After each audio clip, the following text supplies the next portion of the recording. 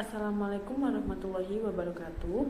Hai semuanya, perkenalkan nama saya Selena Puspa, NIM 13014180055. Pada kesempatan kali ini, saya akan membahas isu dari berita kompas.com, yaitu mengenai keadilan sosial di sekolah.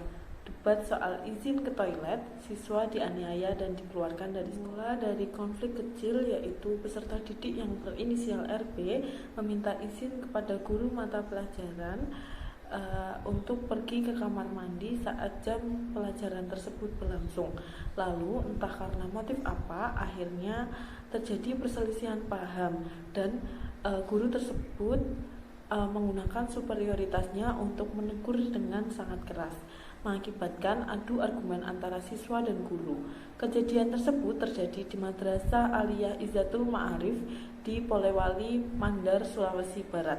Sedangkan sanksi yang dijatuhkan kepada siswa tersebut berupa hukuman drop out. Pihak sekolah melalui kepala sekolah menilai siswanya tersebut melanggar etika berat hingga yang bersangkutan diminta untuk mencari sekolah lain.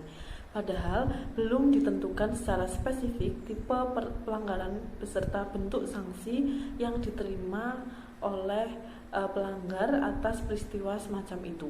Tidak hanya itu, yang perlu disadari dengan pikiran terbuka adalah tindakan kekerasan yang dilakukan oleh guru mata pelajaran tersebut kepada siswa, yaitu berupa pemukulan kepada siswa yang mana menurut nilai hukum, tindakan itu dapat dikategorikan sebagai tindakan kriminal. Reaksi orang tua siswa pun bingung mendapat kabar anaknya yang tiba-tiba dikeluarkan dari sekolah menjelang semester akhir. Melalui keinginan baik, orang tua berusaha mendatangi pihak sekolah di Dusun Tapina, Desa Miring, Kecamatan Binuang, Polewali, Mandar untuk mempertanyakan kejelasan masalah tersebut serta mencari titik penyelesaian permasalahan. Tetapi kepala sekolah dan guru tidak ada di sekolah. Padahal orang tua siswa itu sudah menunggu di sekolah selama 3 jam untuk meminta klarifikasi. Dalam teori mengenai advokasi yang lebih dipersempit lagi, permasalahan yang dialami oleh peserta didik juga seringkali berkaitan dengan sistem dan segala kondisi di lingkungan mereka berada. Beberapa sistem dan kondisi lingkungan yang dimaksud, misalnya keluarga, teman sebaya, masyarakat, institusi pendidikan, serta masih banyak yang lain. Hal ini senada dengan pendapat dari Lee tahun 2007 yang menyampaikan bahwa ada kalanya masalah peserta didik bukan bersumber pada kurangnya kemampuan mereka dalam mengambil keputusan, melainkan terletak pada kondisi lingkungan yang tidak aman.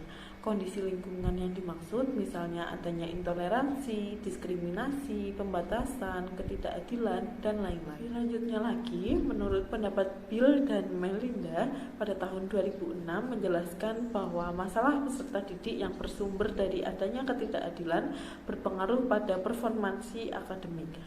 Peserta didik yang haknya terampas akan memiliki kecenderungan mengalami penurunan prestasi. Bahkan lebih buruk lagi, penurunan prestasi juga akan memicu munculnya berbagai masalah lain, bahkan sampai harus mengundurkan diri dari sekolah tersebut. Oleh karena itu, konselor sekolah perlu memberikan layanan advokasi untuk membantu peserta didik dalam menegosiasikan sistem sehingga mereka mendapatkan kembali haknya yang telah dirampas. Dengan demikian, melalui layanan advokasi, konselor dapat menciptakan perubahan dalam sistem.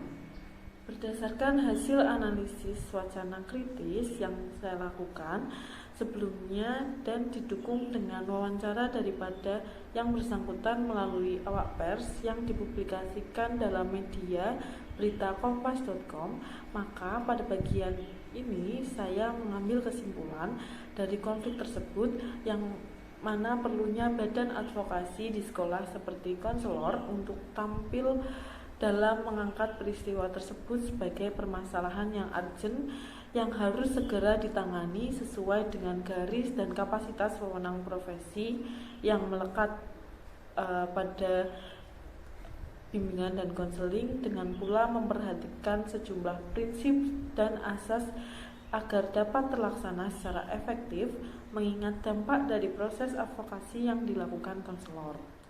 Sedangkan rekomendasi bagi guru BK, seperti yang kita tahu bahwa konselor sekolah sebagai advokat di lingkungan sekolah, salah satu fungsinya adalah menjadi suara untuk peserta didik yang memiliki kesenjangan dalam memperoleh kesempatan pendidikan, termasuk juga hak di mata hukum peserta didik agar tidak terdiskriminasi oleh penyelenggaraan hukum yang berlaku. Menjadi suara yang dimaksud di sini adalah mewakili dan membela peserta didik yang haknya terampas dan tidak memiliki kemampuan untuk memperjuangkannya. Pemberian layanan advokasi di sini dapat dilakukan dengan melibatkan beberapa pihak seperti orang tua, siswa, lalu wali kelas, lalu kepala sekolah, dan lain-lain. Tentunya dengan memperhatikan sejumlah prinsip dan asas agar dapat terlaksana dengan efektif. Dengan demikian, pentingnya advokasi dalam penyelesaian kasus ini adalah agar hak siswa yang terampas dapat diperoleh kembali. Sekian penjelasan dari saya, kurang lebihnya mohon maaf. Wabillahi taufiq wal hidayah. Wassalamualaikum warahmatullahi wabarakatuh. Terima kasih.